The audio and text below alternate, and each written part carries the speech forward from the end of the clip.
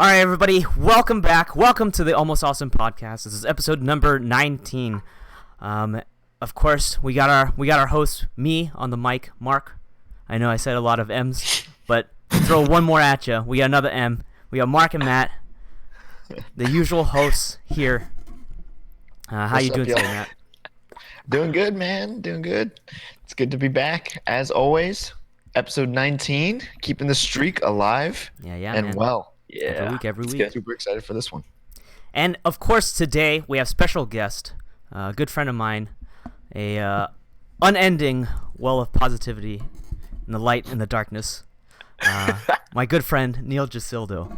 Neil, how you doing today, man? Good, Mark. Thanks, guys. How's it going, Matt? Pretty good. Doing good, man. Nice. So, I guess for those of you who are just listening, you're not gonna really see the theme, so we'll go through it as usual. But so in every podcast, we allow the guest to choose our theme, our dress code for the podcast. And today's theme was tank tops and spiked hair. Now we came to a realization literally today that most of our hair is too long for it to be really spiked up. But we tried our best. You know. What I usually do, I like to ask, why this? Of all the things that you could have chosen, why spiked hair and tank tops? Why spiked hair and tank tops? Yeah. It's kind of a combo thing. I guess tank tops, so we show off the shoulders a little bit, some gains, and then the power poses. Yeah. And then spiked hair, bring it back. Like middle school, like when you don't really know what to do with your hair, you just kind of throw it up. Yeah. And then the combination is Guidos. We all love Guidos, so they're cool. They're cool. Set bonus. Yeah. We should have got sunglasses too. We could have, but that's too much. Two's enough. Two's enough. I was like, oh. I mean, I might be ready. Okay. All right. Are we sticking it? Are we sticking with it? You're gonna mess with my eyes. I don't know. It's up to you guys. Your call, Neil. I'll put it. We'll put it on whenever there's cool moments happening. Okay. We have it on deck. I like it. Like good lines. I thought Matt was frozen for a second. I was like, oh. Yeah, I was like, okay. I guess we gotta start over. So secondary to starting off the podcast, we like to start off with a sort of conversation question. Basically, the whole kind of like the main theme of our podcast is trying to get better at conversations, and the best way to do that is to go ahead and have them. Now, I was recently talking to a friend of mine, and we were kind of going through back and forth about just trying to spark random conversations with people that you don't know. You go to a bar, you sit down, have a drink, trying to talk to people, whether that's a bartender, whether that's people around you. Yeah. But Neil and Matt, again, feel free to answer as well. But when you find yourself in that situation where you're just trying to open up a conversation, whether, like I said, whether you're at a bar, whether you're talking to a cashier at a grocery store or something like that, what's kind of your go-to move, or I guess almost your thought process as to almost starting trying to start a conversation with someone you don't even know? So I guess to start it off, I just talking with strangers, the best way before you just blurt out something and engage them with a hello, because that's how it always starts though. Just try to make little observations either in the environment, like what you said, the cashier, maybe not the cashier, so maybe at the bar. If you notice anything, either with the bartender or the drinks, just something like a jumping point. Just kind of use that as your springboard after your hello or your kind of a introduction. So besides that too, having substance, context or contents and substance behind your introduction, being receptive or like being open, like kind of personable.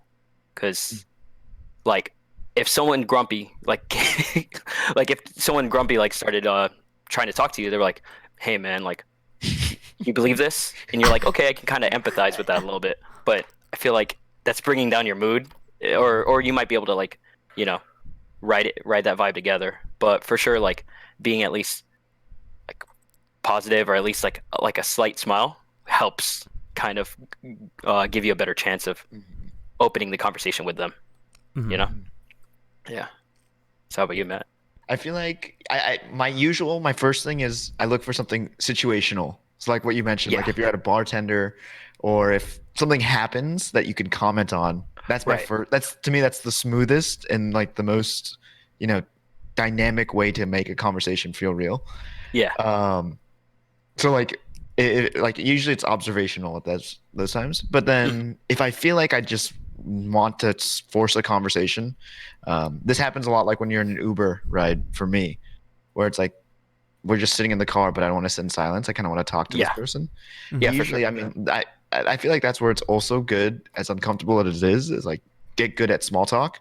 Yeah. But like I think the importance of getting good at small talk isn't just doing it. It's like knowing how to transition from small talk to something real quickly. So like when you ask how's the weather and like or like you say something about the weather, right? That's usually my Right. first thing, especially because here in Chicago the weather's easy to talk You about. have weather. Yeah. Unlike here in But Florida. yeah. But like I always try to do it where it's like I can talk about the weather and then contextualize it to me. So it's like, oh man, it's starting to get cold. I'm really excited because I can wear this new coat I got. Right. And then it Yeah. connects it to something that's just me. And it's like easy to relate because it's weather. Mhm. Right. Right. So I Right. combine those two things. That's how I started to think about it. Because usually before I realized I was really shitty at small talk. Yeah. And I figured that's why, because I always kept it at small talk and never like transitioned slowly. hmm Um, Like find like little paths or segues to like make it medium talk or like yeah, something like substantial. yeah, you know? yeah. Yeah. Like I like to think I like drop hints of something Right. substantial, and if they bite one, then like that's your chance, and then you Yeah. work with it, and Yeah, then for like sure. you kind of exchange on that level. True, true. Yeah. That's what I try to do. So is that just And then like, was it just like from like trial and error of like doing it, where like you realize like, oh, I'm kind of shitty at small talk. So like, was it just kind of just like being like, I see a problem and let me try to address it and like solve it, and you're just like, all right, let me just do this. Like, did you a try to little like bit. look up stuff of like, oh, here, what are good conversation starters and like stuff like that? I mean I have read books on how to have better conversations. I think it does help, but I mean it's crazy because those are the kind of books like where you read it and you're like I knew all this stuff. You kind of just forget to keep doing them. Right. Yeah. And then, like I don't know, I like to think of everything as like a skill set. And then I realized like you can improve your conversation skill set if you do it more. And Right. basically my thought process wasn't like I suck at this. It was like, man, a lot of times I'm in the Uber. I mean, I like Uber pretty often here. And it's like, man, these are opportunities that are like free training points for conversation. Yeah. And like I can choose to sit in silence, which I do sometimes, and sometimes I need those moments. But most of the time now I challenge myself to say like, hey, I'm going to try to have a conversation with this guy because it's something I want to get better at, and it's right there. It's an opportunity to do. Right. So that was like my inspiration kind of thing. That's good. True. Yeah, because I know, because me and one of my friends, we were talking about it, where like it just like the idea of it is kind of like intimidating for us, but it's also because like we kind of like avoid that situation of having to be like social with like people we don't know, kind of thing. So it's like it's a weird like it's like we can be social with like our friends, but then when it comes to like random people, it's almost like we shut down. We're just like, I don't know how to talk. How do I be social? What's that mean? But it's just kind of like it's almost just like a weird forgotten skill where it's just like, no, it's just act. It's as weird as it sounds. It's just like act normal. Act like you're like best friends. Don't do like weird stuff. But like almost that comfortability, like that you would just be like us talking, you know? Yeah. Yeah. like- Yeah. Exactly. For all you know, like they could be wanting a conversation. If they don't, most people will just like, you know, shun you away and they'll tell you right away, Yeah. don't really want to talk to you. And you're like, all right, cool. They would just disengage for sure. Yeah. Mhm. Yeah. Cool. That's cool to know. Yeah. But I guess to go ahead and move on. Oh, did you?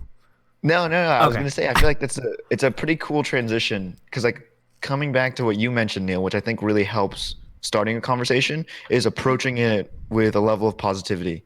Yeah. I feel like that For really sure. sets the pace, and I guess it depends on the scenario too. But Hmm. most 90% of the time, if you like approach it with a smile and with good intent, it like Yeah. will work out in any way you want. Exactly. Yeah. And if it doesn't work out too, like you're silly. You're still on the come up because you end up you're still positive because that's how you started. You know what I mean? Yeah. Like if they disengage, just be like, oh well. I mean, I tried, and Yeah. I mean, I'm happy. Yeah. Like they won't rain on your parade, kind of thing. Hmm. But yeah, I forgot what I was gonna say. Like I had something that came to mind, but it's gone now. No, it's all good. It's all good. It happens. Yeah, It yeah. happens with these talks. Yeah. So, Neil, like Mark mentioned too, you're like such a when you well, at least for me, when I think about you, I think of positiveness. Like Hmm. you always seem to be laughing or smiling, all that stuff. Yeah. Um, I want to ask a really specific question because I've read about this recently, and I want to see what your thoughts are on. Like, there's the theory where if you're if you just smile, you'll feel happier. Hmm. Do you ever feel like that helps you be more positive, be more like if you're having a shitty day, you just force yourself to smile or find a laugh somewhere and it can Yeah. like shift your mindset? Or do you have techniques that can like pull you back when you're starting to get negative? Yeah. I gotcha. So I read that too somewhere about the whole like tricking your psychology into smiling. Hmm. And then I think Ryan mentioned it too on his episode. But I read that in sometime like middle school or high school, and I'm like, Hmm. oh, that's crazy. Does it really work? And then it's funny because growing up as a kid, I hated my smile, like most kids too, right? And Yeah. I'm like, oh god, I look so awkward. Like I don't know how to own it up. Like all teeth, only top row. Like trying to figure out the smile. So I'm like, what's the technique? What's the best look? So that took years of practice getting that down. But for sure, like I definitely used that whole thing where like when I had like depressive episodes, Mm. and I was just like, this sucks. Like I hate this. Like I'm just gonna like force myself in the other direction, like just by smiling, and then I feel freaking crazy if like if you've seen like the latest Joker movie or stuff like that, like just laughing or just smiling overtly. It's just like Mhm. this is not right, but I mean I feel better. So yeah, it takes a bit of a it takes a little bit of a little craziness to believe it. But Mhm. if you do trick your mind and then your mind tricks your body, or vice versa, if you trick your body in smiling and then it slowly influences your mind, Mhm. yeah, I think it really does work, at least for me. And then the thing is, like, I've been doing it since high school because, like, like awkward moments and stuff, or like like life life dramas, and then you just Mhm. feel terrible. And I'm like, man, this sucks. I don't want this to like kind of dictate my day throughout classes or like through the weekend. So I'm like, let me just be happier. Like, Mhm. True. and again, like it might not work for everyone, Mhm. Right. or it takes a lot of practice, or like it might take the right kind of rhythm, because like yeah, I've been doing it for a long time, and yeah, I guess it's kind of like my solution to the madness or the chaos. Mhm. Like where if I'm not smiling, like I would laugh at like terrible, not terrible things, like awkward situations. I would laugh at like, yeah. I would like it would be like my own antidote because Mhm. like I understand like you need to be sad, you need like you can be happier after being sad and everything, but yeah, I was just like tricking my brain into like just seeing the comedy of it all, or Mhm. you know what I mean? Like it's weird. It's a weird personal philosophy I've been developing, cultivating, but yeah, smiling does work. And for moments that don't really work in that way, like the other techniques, um, it's like um, I want to say meditation helps a little bit, kind of like detaching or becoming objective to a Yeah. certain situation that you're feeling. Mm-hmm. Like if you're getting too wound up in your head, you just follow your breath, and then you just follow something that's very steady and consistent, like your heartbeat or your breathing. Like Mhm. those things never go away. I mean, Yeah. as long as you're here. So those are like good guidelines, or like good like you know, Methods to ground you. right. I feel like. Exactly, yeah. And then besides that, laughing. I feel like laughing was like my main thing. And then I would laugh at like horrible situations that happened to me. Like if I was playing ball and I got dunked on, like if they're just like, oh, I'd be like, oh, but, like I try to like tai chi, like swing it back at them and make it awkward. Like, yeah, we're both in an even. I'm not in shame anymore. You feel weird. All right, let's keep going. So yeah, just trying to figure things out as you go, you know. That's cool. But yeah. I love that you describe it as like a philosophy that you've been building over time. And I feel like that's like something that you cultivate, and then at first you like go through like questioning, does this make sense? And then eventually it becomes part of who you are. And I love that like for you, you describe it as a personal philosophy. I Yeah. think that's really, really cool. Yeah.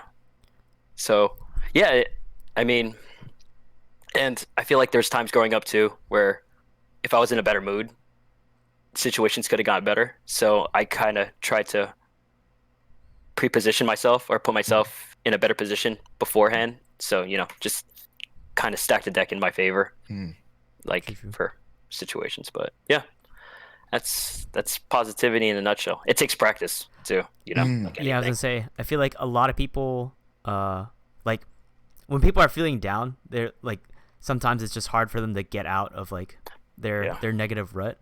And like even like you said, like it takes time, it takes practice. Like sometimes you have to do something as absurd as just trying to force yourself to smile, to trick yourself to you know look at things at a positive light.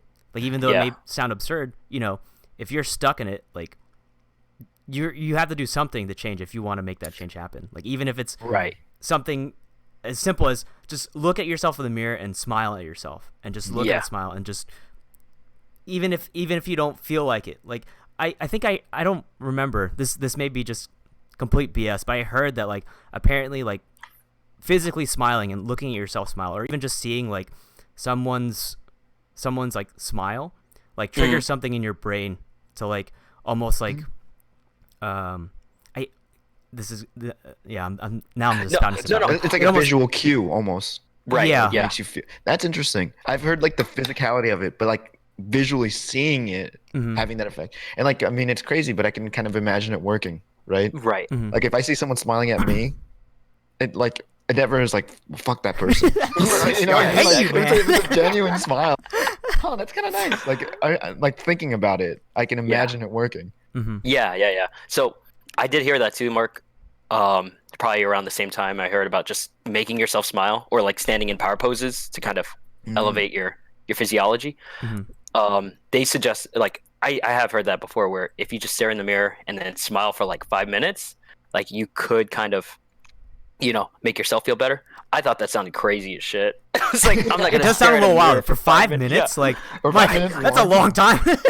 Yeah, like an extended period of time. I'm like, man, I don't want to do that. Like I hate looking at myself sometimes. Like, but definitely the other half, where if you see other people smile, it could like kind of catch you in your train of thought or your rut. You might like, wait, why are they smiling? Like they do look happy, and it can kind of make you start thinking in a different direction. And I feel like that's also why I smile too. Like definitely starting out in high school and stuff, like just smiling, like shooting smiles at people, girls too, you know, like it's like, oh, they're really happy, you know.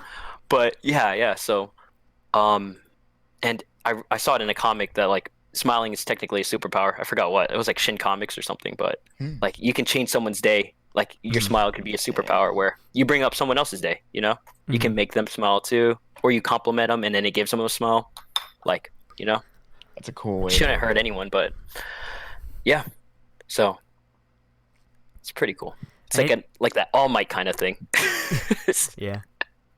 Yeah.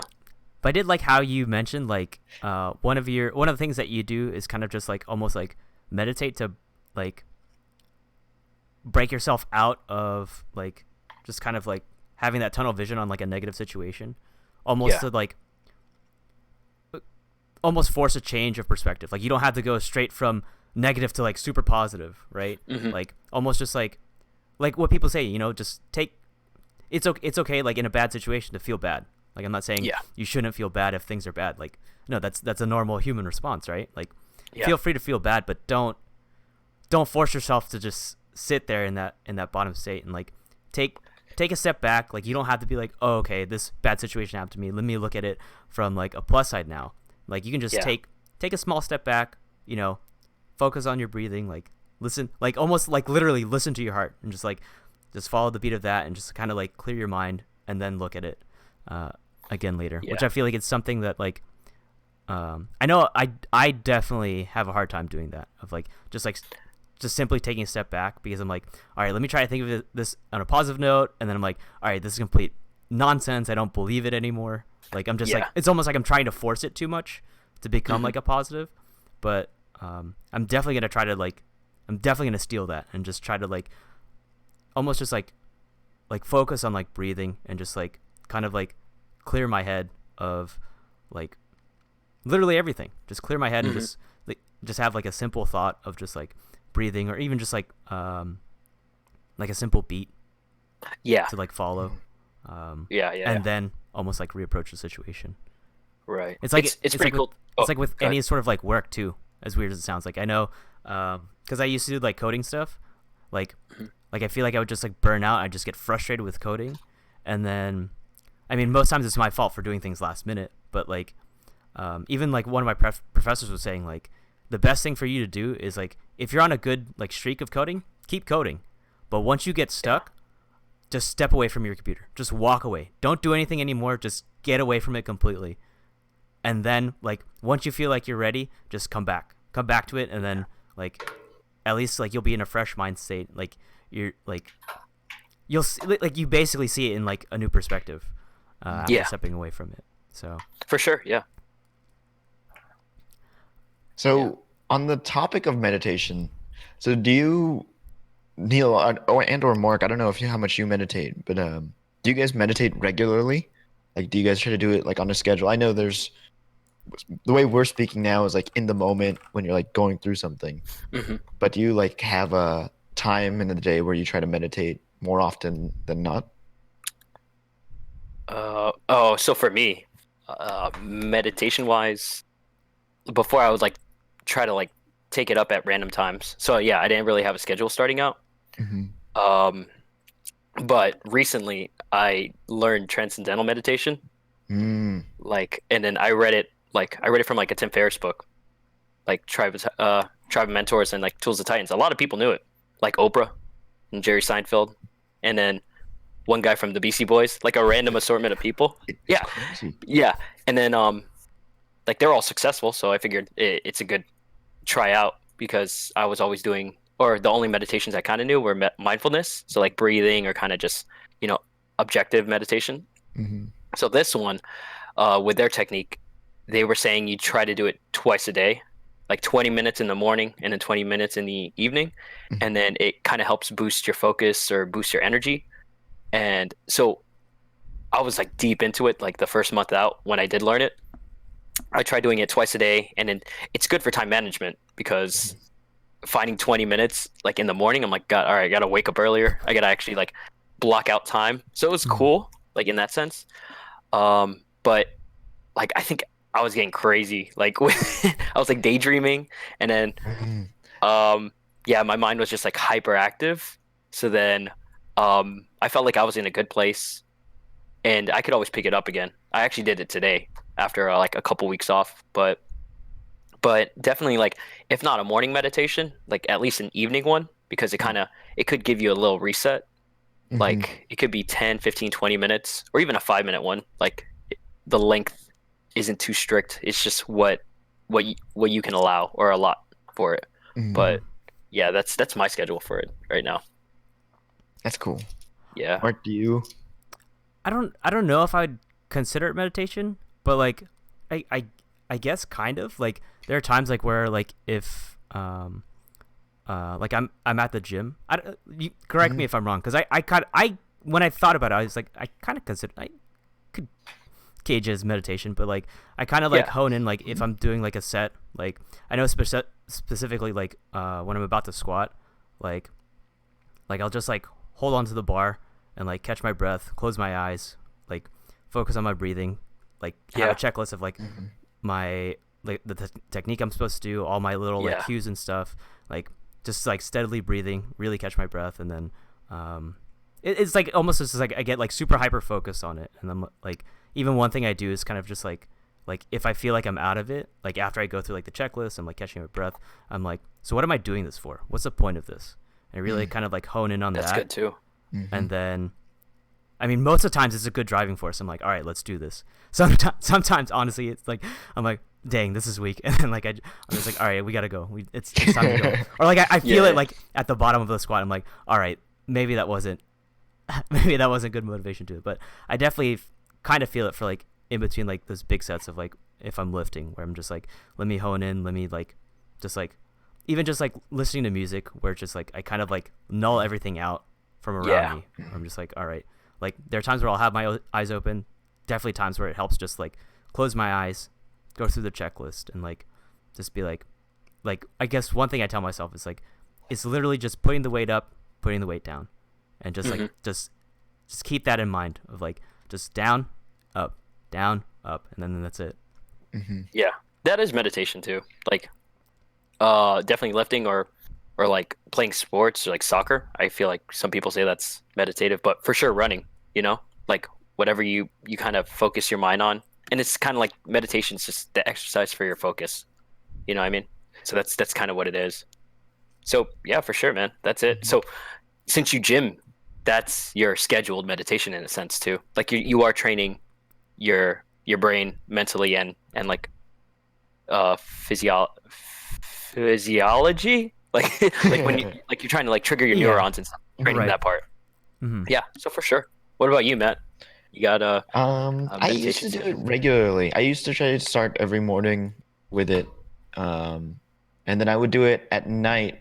Actually, what I do now is I every time I'm in the shower, I usually meditate, and I feel like that That's good. is a really cool combo for me because like I realize like in the shower, it's crazy because in a certain sense, sometimes you almost feel like you're meditating, just when you're in the shower, when you're like autopilot-ish and you're just like focusing on something else or like I don't know, for me my best ideas sometimes come in the shower. Yeah. And I was like, "Huh, this is crazy. Like this is the environment where my brain likes to work. If I meditate in here, can I help manage my thoughts in a way that like optimizes this in a certain sense?" Yeah. Um so I think it's super helpful. Sure.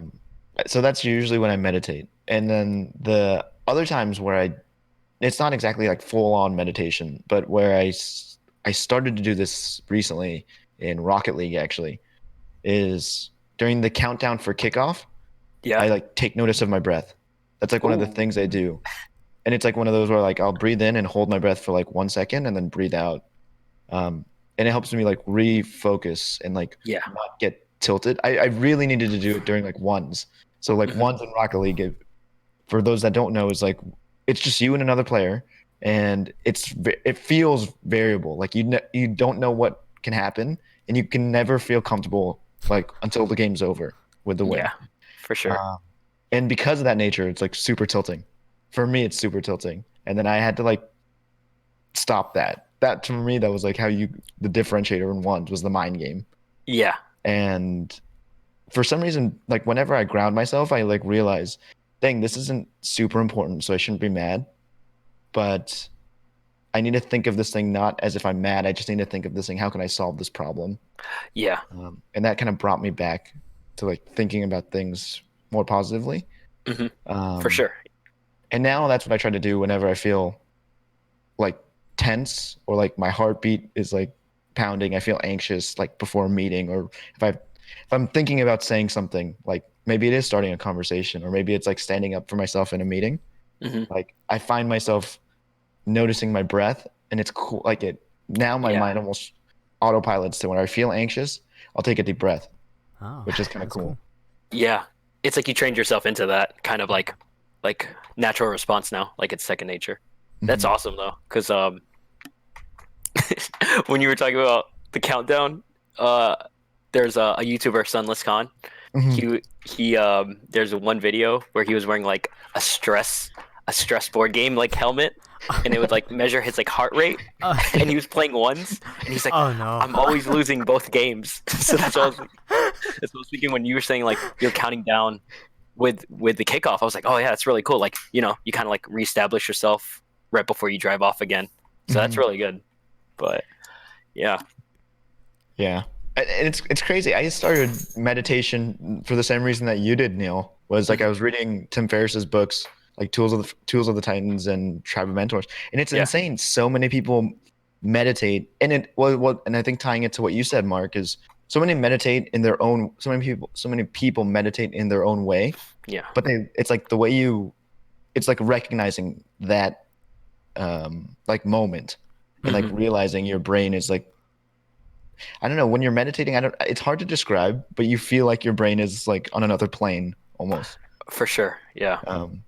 And it's cool because a lot of people in those books mention that they do it and it's helped them tremendously. But they also, you see how everyone sees it differently or does it differently. And they just make it their own, which I think is really cool too. I think that's a huge part of meditation. Like you can't just follow what someone else does. You have to like tailor it to like what works for you. Yeah. Exactly. Yeah. Yeah, for sure. Oh, go.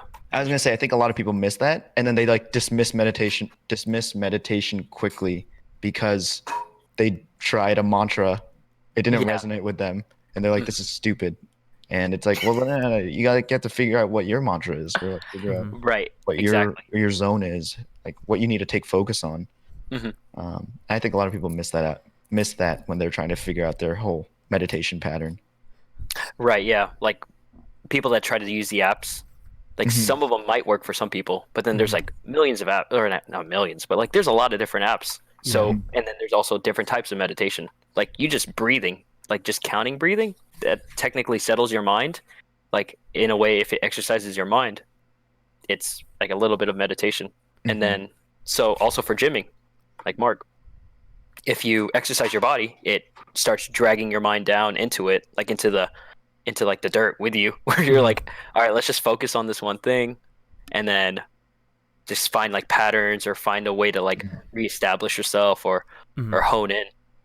But yeah, it's super interesting. And then I feel like the way you use it too, like I guess you could use meditation for ill purposes, like ill intent.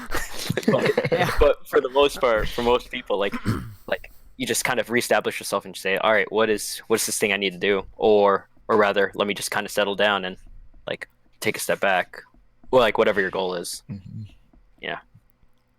But so I guess like for people who would want to get into like meditation or like doing something like that, like I guess like what are like bits of advice you would tell them? Because like even just like listening to like us talk about it, it's like it was interesting to hear, like, because like I've definitely like considered like doing it, like where like you kind of follow like the directions of somebody else, like, oh, you know, take 5 minutes from your day and then you do this, and like it doesn't resonate with you, and then you're just like, yeah, screw it. Meditation in all isn't for me. Yeah. But like if you were to tell someone, like even if like you were to convince me to try to do it, like what's something that you would tell? What's something that you would say to like almost like kind of push me to like don't completely like count it out? Yeah. So for me, it's weird, man. The thing that got me into it was a college course, and it wasn't even like core, like my core classes. It was like health science, like administration or something, or like something for my minor. And then there was one homework was do meditation, do a body scan, and then when I did the body scan, like it was like a 5-10 minute video or like audio.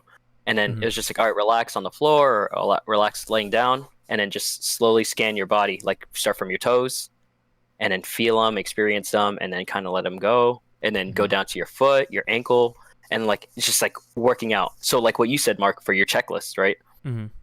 Like when you go through each step, you don't have to worry about that first step anymore. So you're kind of like elevating your mind and your focus. So for body scanning, what really got me, like it was after getting like all the way through from toes to feet to head, like I felt my body really relax.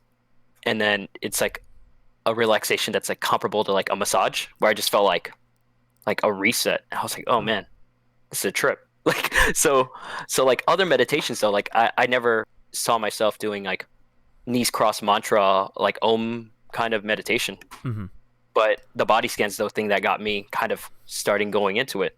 So like you said, Matt, like there's different kinds of meditation, and then you have to tailor it to you. Mm-hmm. I would say like give it a week, right? Like if you really want to try out meditation, like try it out for a week, and then try like one every day. Like you can do a very simple one, like a breathing meditation, and and I feel like the common denominator throughout the whole thing is that um you're not trying to control your brain. You're just following your thoughts, and thoughts always come and go because that's how your brain works. And that's why I've heard from like everyone, from like my my mentor from Transcendental Meditation, from like Tony Robbins, from Sam Harris, like another guy that's like a neuroscientist, and then he like does a meditation stuff. It's like getting the understanding of what you're getting into, or like your, and then like what's the context of it. So for a body scan, you're trying to make your body relax, right? You kind of flex your toes a little bit, and then you could relax them, and then you just work your way through. Or if you do a mindfulness one, you're following your breathing, and then that's, your breath is something very consistent, constant, Mm-hmm. and like the powerful part of it is that you can control your breath. So you can do it very quickly, right? Like you do 2-second inhales, long holds, or short holds and short inhales, or you like try to really stretch out your breath holding. Mm-hmm. So I guess for people that want to try it out, really take it easy, go with the flow.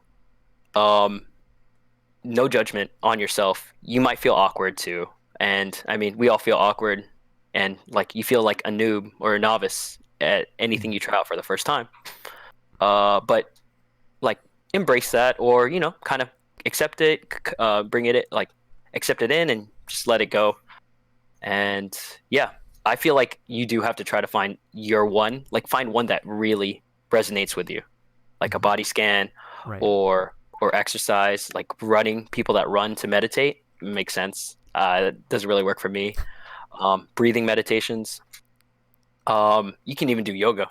Like if you get lost in thought, or like if you can kind of silence the chatter in your head, and like if it just becomes like very quiet, like it's a trip, because you're just like, where am I? What's happening? And then, but it's like, it's not like you're not stimulated or anything. It's just very calm and quiet. Like if you can ever hit those moments, it's cool, because you can kind of like start your next step, your next journey, like right afterwards.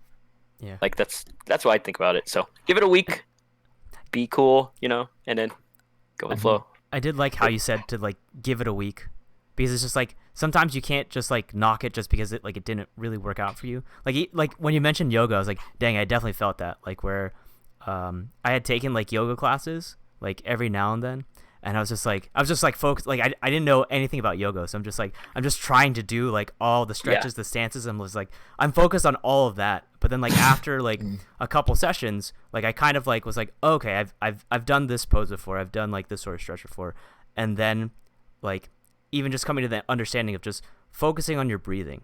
Like once your body can like do the pose or whatever, and then you just focus on your breathing, like it just feels like so serene, where it's just like it. I know, I guess the yogi was basically like, or I don't remember what the instructor was basically like basically like listen to your body, like breathe. And like after like again one, like I had time to like really just learn the small bits where I was learning all the poses and stuff. Like I like tapped into that of just like listening to my body breathe, and I was like, holy hell, this is kind of crazy. Yeah. It's like such a like a cool feeling. Mm-hmm.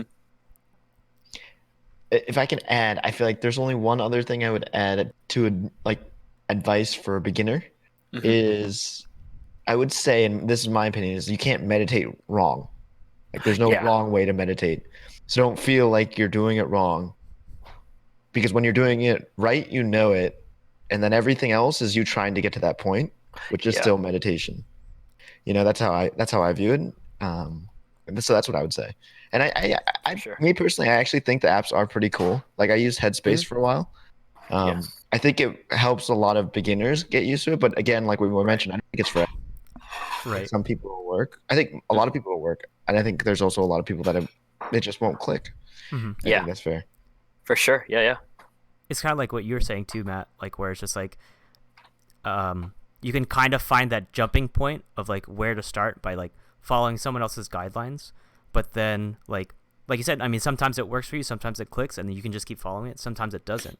But then at that, like when you realize it doesn't, you have to go out there and figure out like really think about like what works for me and stuff like Yeah. that. Yeah. Hmm. For sure. So yeah, I mean, it's just being cool with your head, and then like being with yourself. I feel like that's part of it. And then, being happy with yourself. It kind of it brings everything together. Mm-hmm. Like it makes it easier getting out of bed in the morning. You're like, all right, I'm cool. Like Yes. like I don't feel too bad. Hmm. Yeah, Yeah. it's kind of wild. Like it's almost just like exercising the power of your brain, and like I feel like a lot of people kind of misvalue that of like how strong your mind is. Like Mhm. almost just like convincing yourself to go and do something. Like even just like being productive. Like Yeah. some people like I feel like I know for me it happens where it's just like it's hard for me to drive myself to be productive, but at the same time, my mind is very good at trying to find ways to distract myself instead of being like productive. So it's just Yeah. it's weird, like almost thinking about like trying to take advantage of like the strength of your mind to like make you do something. Mhm. But like even like just now like it kind of like popped in my head where it's just like I may find it hard for my mind to get me to do stuff, but it's very easy for my mind to convince me not to do not to do things. Yeah. And just trying Yeah. to focus on like really like trying to be productive. Trying to be Yeah. productive, live life and be positive, For sure. But like I guess going on to the next thing, because we kind of talked about this bit by bit, and everything we've kind of talked about kind of follows with it about like building habits, and like things aren't going to happen overnight. Like it's not like one day you woke up with an epiphany. Oh, I could just I could have like a positive spin of everything in life and make my life so much better. I mean, for some Yeah. people that happens. Some people get like that woke moment, but like it takes time to build, right? They're like Yeah. it's like that saying where it's just like it's easy to build a bad habit, but it takes years to like break it. Like where it's just like it takes like it everything takes work. It's not always gonna come kind of immediately. And I know with Neil, me and Neil and like one of our other friends, we have like a small group of just like kind of like motivating ourselves to like just like for self-improvement. Like yeah, it can be gym stuff, but like even just like how do you improve like your day-to-day like life, Yeah. And I know one thing that you mentioned, Neil, was like trying to create better habits and like stuff like that. So I guess as like almost like a impromptu check-in, how's that going for you? Or like I guess to put some backstory, can you think about like the some of the goals that like the small goals, incremental goals that you had set in place for you, and like how's it going, or has it kind of like fallen apart? Yeah. So, oh man, I guess technically it fell apart this week, unfortunately. But so I think something we always touched on was the morning routine, right? Like getting a good jump start on your day. Mm-hmm. And in the morning routine, besides like for me personally, it was hydrating, stretching out, and doing some PT because I have like some lingering injuries just to kind of get my body to recover. So hydration, mental or physical, and then some mental, um, which was like my meditation, like the 20-minute meditations in the morning. Um, but I kind of transitioned that into just stretching or foam rolling, where I'm just kind of focusing on breathing in my body or like working on that.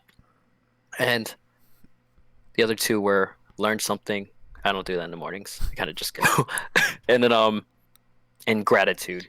So those are like my top 5 things I wanted to get done every day for sure. But then if I at least hit it in the morning, I'm at like it's a good step for that day. But so I did have a morning routine. I'd wake up, I'd go to our little gym room, and then I was prescribed some physical therapy exercises. Like I had this lingering neck issue, neck shoulder, and then recently like I had like a knee sprain. So for better for worse, for worse like I'm injured, so it kind of sucks. But it did give me good exercises to kind of. It gave me a plan. It gave me an attack, an approach. So I was doing lunges in the morning, and then I'm doing a little bit of foam rolling and like shoulder workouts in the morning, and that already got me like jump start to doing. All right, well, I'm ready here. Let me do push-ups. Let me do pull-ups, and then like I just recently, my friend Justin shared this other workout plan called a minimalist plan. So it's like 6 exercises. I'll share it to you guys after too. But it was like 6 exercises, and if you do them 2-3 times a week, you should be solid till like you're 60 till you're 80, like mobility wise, and like just making sure your body doesn't break down. Right. But like as time goes on. But yeah, so the morning routine is what I was building at, and I was solid for like a good week and a half. But then mornings change. I think I hate the weekends just because of that too. Like, oh my god, like, so to kind of like, to go on a tangent real quick. The Instagram YouTube guy Gary V, like he's an entrepreneur. Like he's like one of the like positive content that I consume and listen to kind of just fill my head with like good ideas. Like not toil in my own head.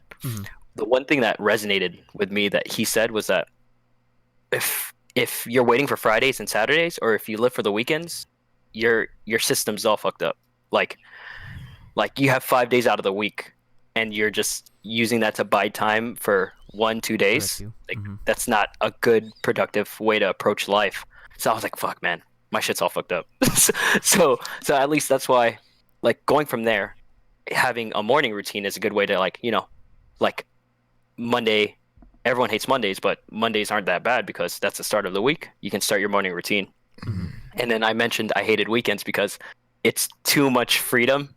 Like I lose the structure of work where if I wake up late, I'm like, okay, let me eat, and then I'll do my morning stuff. But then it just throws it all like away. Yeah, exactly. So, so this weekend it's been fun socially, but at the cost of some structure in my life.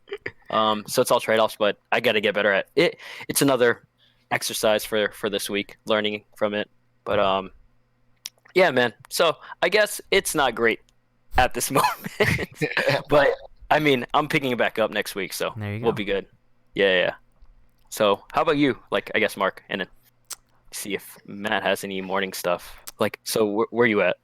I know like things have kind of gone awry. Like I guess like my biggest habit that's kind of like stuck with me was just like going to the gym, where like I really got at the point where it felt weird to not go. Like it was just like, it was almost like my body like was just like, no, we should go to the gym. We should try to do some work. Like I had gotten used to like going to the gym 6 days a week and like very strict on like this workout plan. And then lately, like I've just kind of been like overstressed with school, which is also my fault because I'm not like doing homework like ahead of time. I'm just like, all right, last minute, let me do homework, and then it cuts into like, okay, I don't have time for the gym anymore, or like even just like, I know one day I have like class like afternoon till like night, and like there from like 2 till 8. So it's like, okay, let me just like wake up early and get my gym time done then, and then I'll go to class.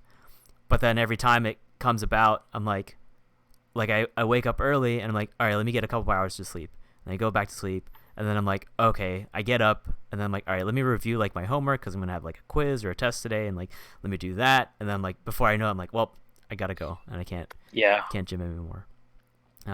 So like I'm trying to get back into it, and it also helped just kind of like reaffirming my goal.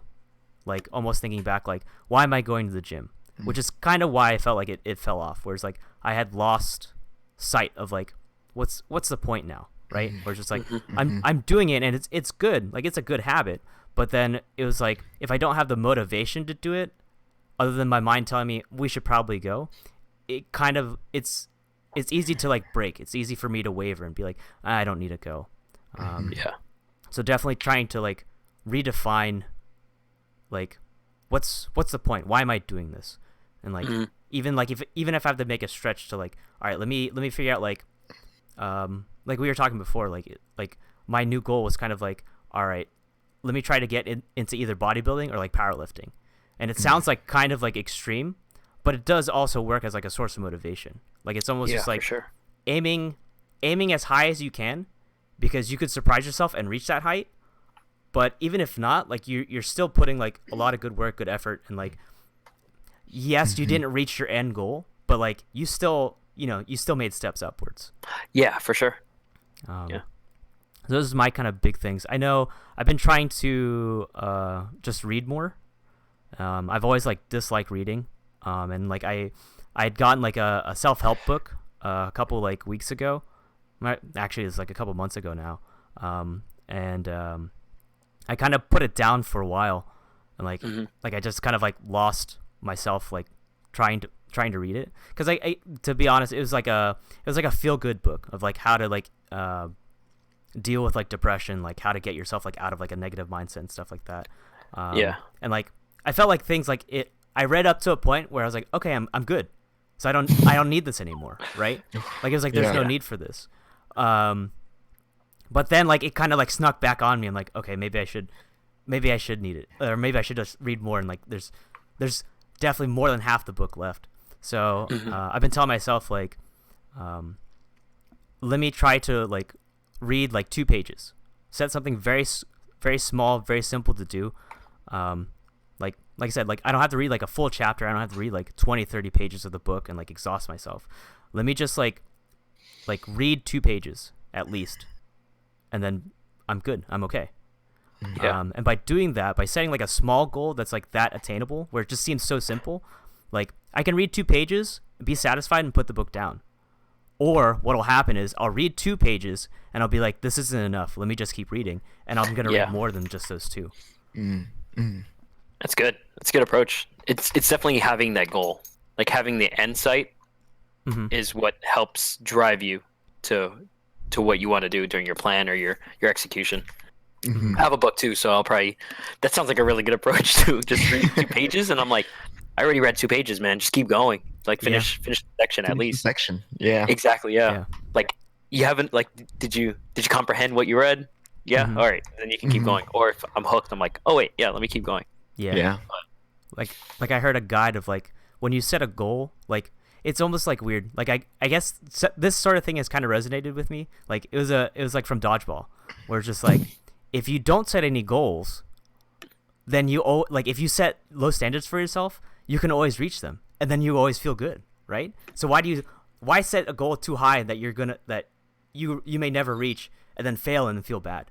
But if your goals are like super low, like and you reach them, it feels really good. Like it may not be like I guess like it may not be worth like celebrating, but it's like, yo, a goal's a goal, you know? Like, celebrate all the small things. So that kind of resonated with me, where it's just like set something very small and attainable, where it's just like, oh, I could definitely do this. Like, let me just do it as a quick thing, and then before you know it, you just go above and beyond it, and then like eventually it becomes a habit where you don't have to tell yourself, oh, let me just read 2 pages a day. It's just like it's just almost automatic. You just pick up a book and then you just get lost in it. Yeah, for sure. Yeah, for me, and I think that's why I love the idea of goals. And I think both approaches are perfectly fine. The shooting for the stars and then striving for that, or shooting for something that's very attainable and striving for that. I think the thing about goals for me is it's not about hitting the goal. It's about making that promise to yourself that you're going to work on something and be focused on it. Because as long as you start doing something that builds to a single focus, you're winning. And I think and I think setting goals is like our way of making a commitment to ourselves to say, hey, this is the thing I'm going to work on. So I think the action of it is very important, and I think it's okay when you don't hit the goal. I think the thing that's also important is you have to realize, again, you touched on it, Mark, is like you have to keep asking yourself why. Like, why am I chasing this goal? And then if you can't find that why anymore, then you have to understand it's okay to drop a goal. But then, to me, I think someone should always have a goal in their mind, something to always be working towards. I think that's super important. Yeah.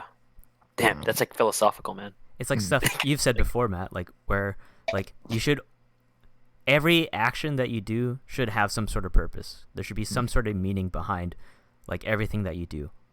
And like sometimes like we've talked about a lot too, where it's just like maybe you have to take a step back and just really think about like, you know, why am I doing this? What's the point of this? Like even like for me, like it was just like, why am I still going to the gym? What's my goal here? Where I realized I didn't have a goal, and just like kind of like redefining that to make that journey like meaningful, worthwhile, where you're just like, all right, now I should go to the gym now because I have a new goal to go for.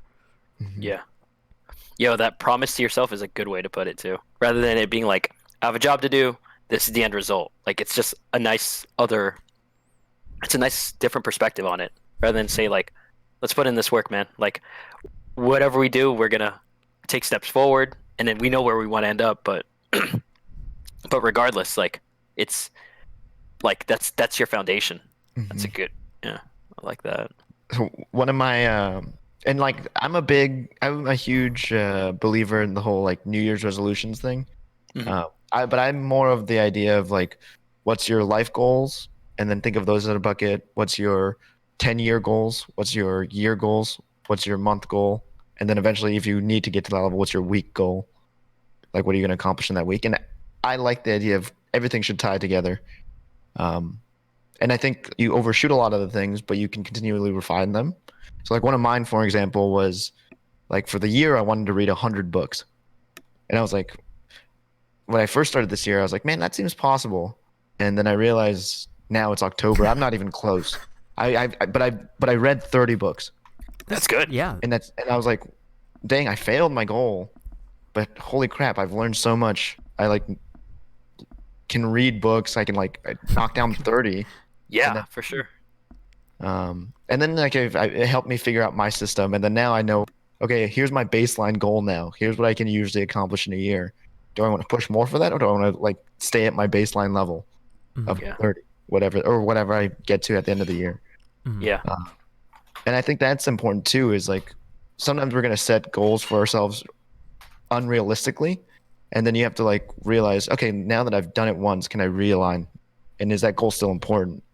That's why I love New Year's resolutions, because for me, it's like that time to critically analyze my goals and say, does this still apply to me? Do I still care? Can I drop this thing? And why am I still doing it? And then like, that's the culmination of the new year for me. Yeah. No, that makes sense. Yeah.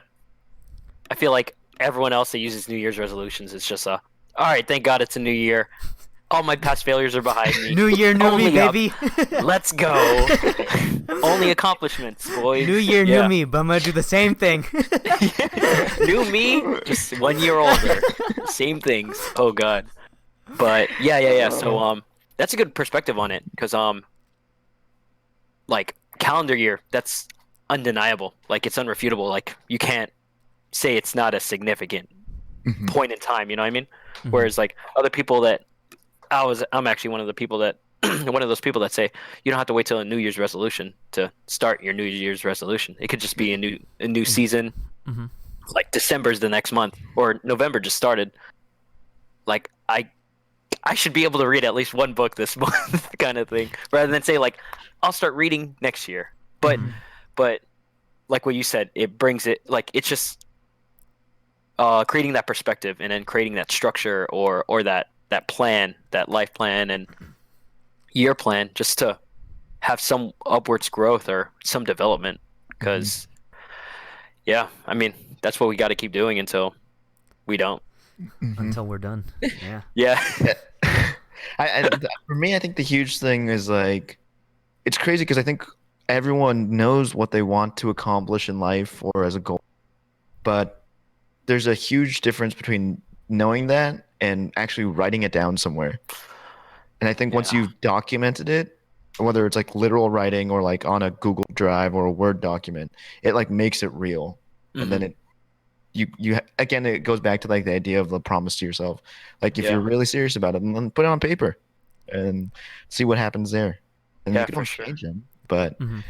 I think it's more reliable than trusting your head or your heart to manage what you want to accomplish in life. Yeah.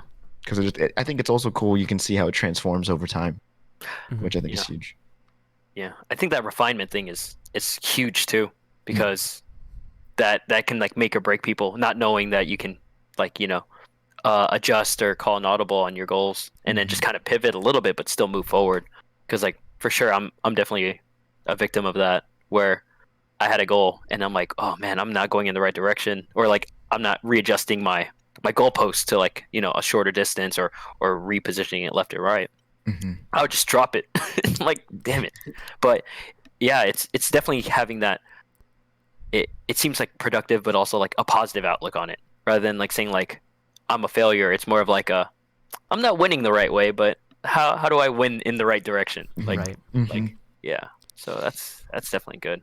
And it's Yeah. tough to find like that point where it's just like, can I catch myself early enough where I can repurpose this goal and like Mhm. work it into something else? And because like you said, like it definitely happens a lot where it's just like, this isn't working for me. I'm just gonna drop it now, instead of kind of like repurposing it to like work for you.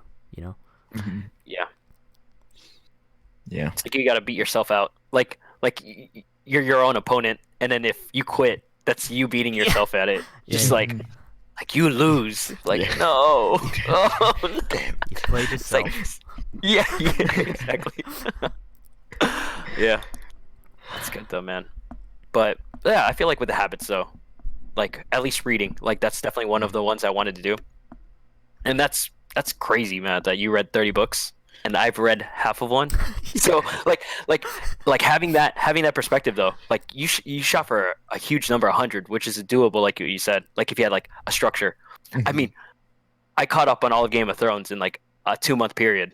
Like I scheduled that. I made a spreadsheet. I was like 2 a day. There you I go, know when to man. watch it. Yeah.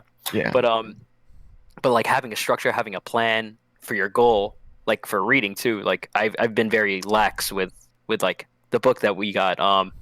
So my girlfriend Claire got a Malcolm Gladwell book from Costco. Costco's Really? the best because I get like half my clothes there too. just saying. Yeah, just a shout out right there.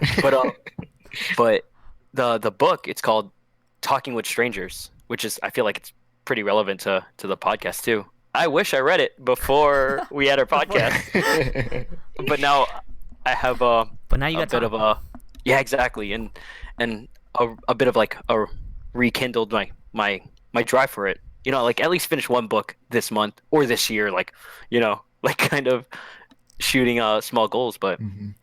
yeah, I'll let you guys know how that book is. But just growing my mind and like finding what ways of reading, like what techniques work for me, Mhm. rather than just quitting and putting it aside. Yeah, Mhm. for sure. I'm a huge Malcolm Gladwell fan.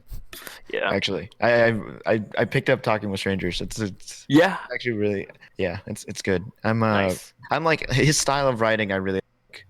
Yeah, for sure. Because, It's like, easy. Like or yeah, he like makes it anecdotal. He like ties it together, and it's not just. It doesn't feel like it's just his opinions. It feels Mhm. like everything has a story behind it, and he Yeah. connects it to this broader point, which I think is really cool.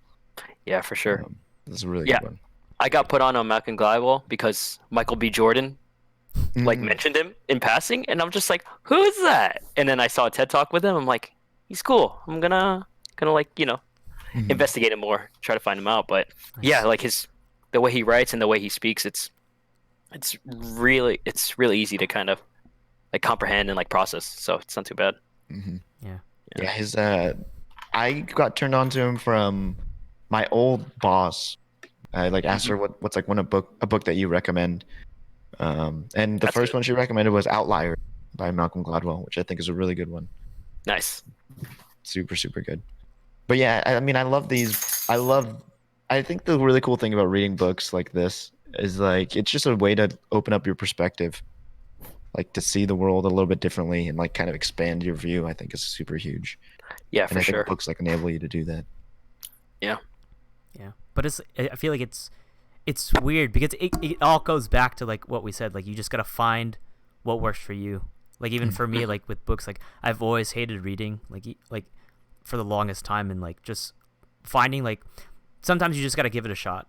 You take a shot in the dark because you never know what you can find, what works for you. But it all like there's so much that we've talked about that like it all comes down to like figuring out the formula that works for you, whether that's reading books, whether that's how you set your goals, whether that's trying to do meditation. Like there's so many ways to do things right, but not every way is going to work right for you, and you just got to find out. And almost like you have to like not give up. You kind of have to persevere and like almost like not give up hope, and like doing something positive, like attaining more knowledge by reading, meditating, having a better outlook on life, through taking a step back and just like doing stuff like that. But it all just comes down to figuring out the right formula that works for you, so you can stick with it, so it'll work for you, and then that you can keep doing it, and maybe pass that on to somebody else. Yeah. I feel like that's a huge thing too. Like it really is. It was this guy on the Joe Rogan podcast. I forgot what his name was, but he said that life is a one-player game. Like it's a first-player game. It's a one-player game, and you got to find what works for you. So whether it's how you read books, or what kind of books, or what kind of any like literature or material media to read, because like if you don't like long form novels, maybe magazines, and you can still get small snippets of what you can consume and grow from, or meditations. Like maybe you just need to breathe every day, like follow your breath kind of thing, like finding your own pattern.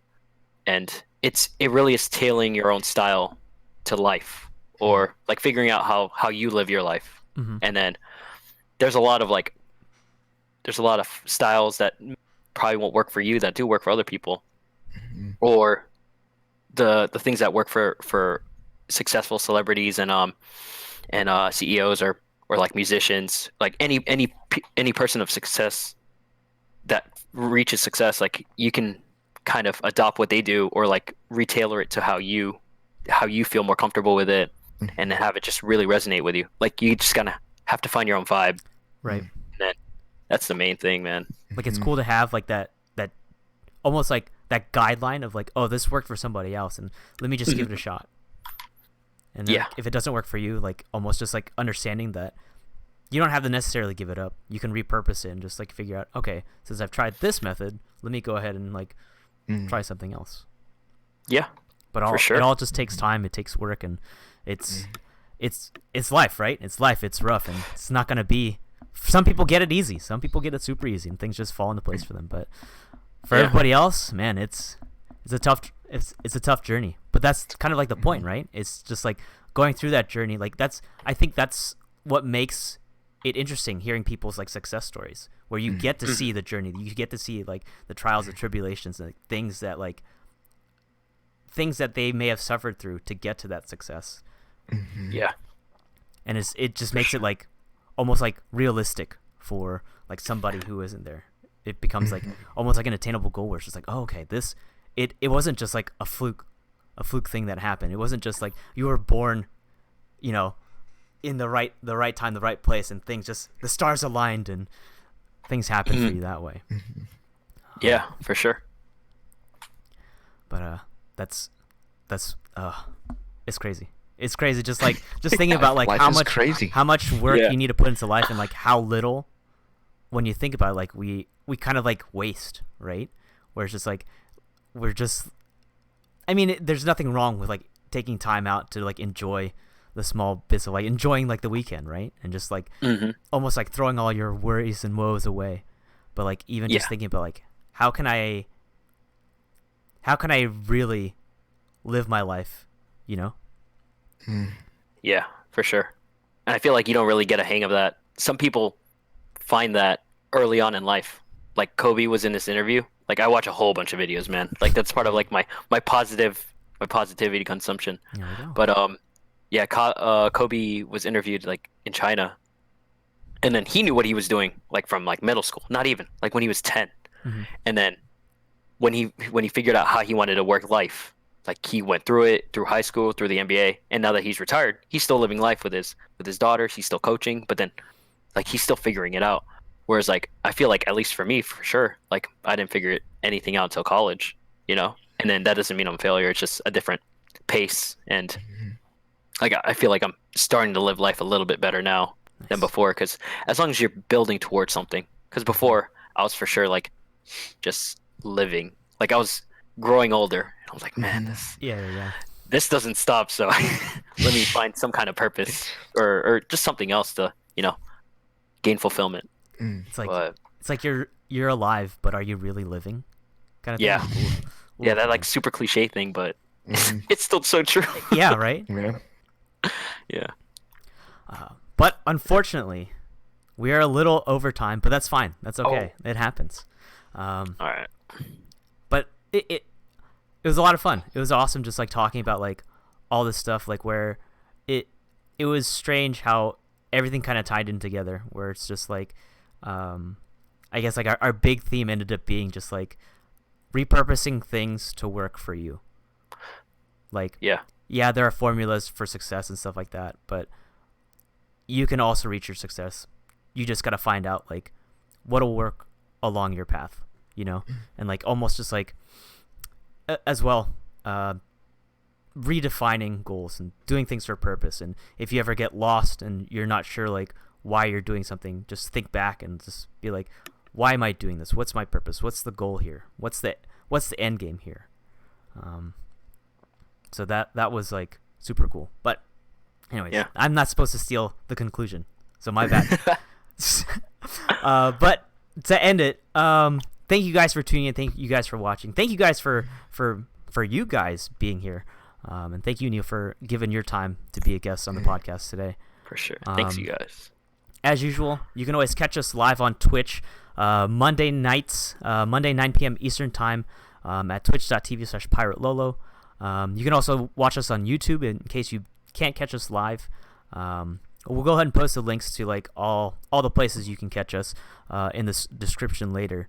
But I guess to go ahead and wrap it up, the way we usually end our podcast, Neil, is that we hand it over to the guests. We give them a minute to almost give like a conclusion, last thoughts, a solo monologue, a TLDR. Technically speaking, the minute is yours. You can say whatever you would like within that last minute. But after that minute is done, we go ahead and end the podcast there. But again, it was awesome. It was a blast talking to you, and I can't wait to talk to you again to hear more about books from Costco. Oh yeah, for sure. Yeah, I'll find one of those out. But Matt, do you have the minute timer ready and good to go? I do. And I before I started, I want. Oh fuck. Let's go. It's the 1 minute. Before Neil, I want to ask two things. All right, one to you and one in general announcement. First, Neil, every time we end the podcast, we ask our guests, who would you love to see on the podcast as one of our guests next time? Is there anyone that you think would be a really cool guest to have on here? For sure. I was gonna say Justin Dizon. And then a lot of people say other names, and I wanted to say Christian Ariola too. Like it's kind of a tie. Cool. Yeah. Okay. Yeah. They both you would say two. Perspectives. We're not limiting it to just one. We've taken only one. You just have like a long list of people. Well, thank goodness I got like 30. So here we go. I'm happy you asked. I've been waiting for this moment the whole podcast. Finally. Oh shit. Sick. So that's awesome. We will jot them down and get them on here. Hopefully. For sure. And then more of a general thing for everyone out there viewing the stream. We're actually looking for people to help us, like, get highlights of the stream, clip the stream. So if anyone would be interested in stuff like that or being a mod for our channel, hit up me or Mark. You can hit us up on our Twitter or even on directly in Twitch, because we're looking for some help on that. That'll help us really grow this bad boy. So That sounds But yeah, cool. Yeah. that's everything. We're I nothing will, without the cool. viewers. I will start the minute timer. Yeah, you got the timer. I got the timer. All right, here we go. I'll just give you a countdown now. I'll do a 3, 2, go, and All right. then we'll be off. All right, here we go. Anything goes, right? Yeah. Anything goes within goes. that minute. 3, 2, 1, go. It's 2019. Endgame. If I learned anything, whatever it takes. All right. Set your goals. Set your plans. A plan without a goal is something. A goal without a plan is foolish. Do what you do. Be positive. Smile. Make people smile. You know. Smiling is a superpower. Make people happy. You know, that's the thing. And go with your own vibe. Positive vibes. Shout out to Kid Cudi. He was at Coppins Con. Yo, listen to Cudi. Listen to hype music. Yeah, just be you. Be happy. Is that a minute? How much time's left? You have 30 seconds. But Oh my god, I went so fast. So eat healthy, you know, find your right exercise, find your right, like, you know, your form of meditation, find your form of exercise, find work mentally, work physically, drink water. I learned that recently. Buy a bottle, man. Take care of yourself. It's a one-player game. That's what life is. Do your thing. 4, 3, and then own this. That's it. All right, guys, we're out. We'll see you next time. Bye.